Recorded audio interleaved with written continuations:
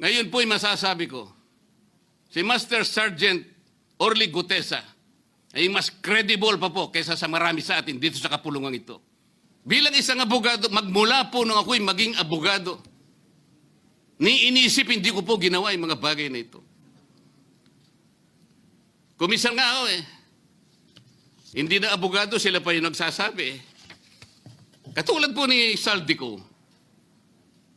Ang sabi ko lang naman po eh, matunog na yung pangalan niya. Napakaraming sources na nagsasabi, kumukonekta kay Saldico, pwede ba natin siyang imbitahin?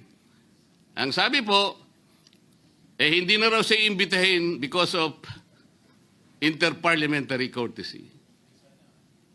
Ang sabi ko po, ang interparliamentary courtesy hindi po nalalabag kung iimbitahin lang siya. Halimbawa, invitation letter lang.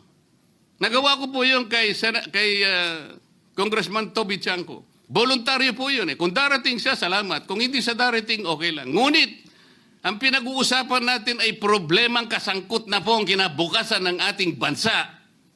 Sasabihin ba natin interparliamentary courtesy?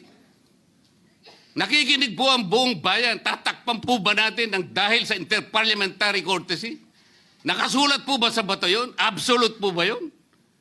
Yun po yung aking ikinasasama ng loob eh. Hindi po tayo dapat mag-away-away. Iisa po ang ating layunin.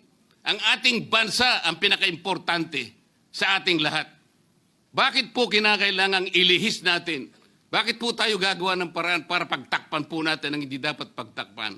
Ginoong Pangulo, ngayon po'y masasabi ko, si Master Sergeant Orly Gutesa ay mas credible pa po kaysa sa marami sa atin dito sa kapulungan ito. Si Master Sergeant Orly Gutesa, mas matapang kaysa sa mas marami dito sa ating kapulungan.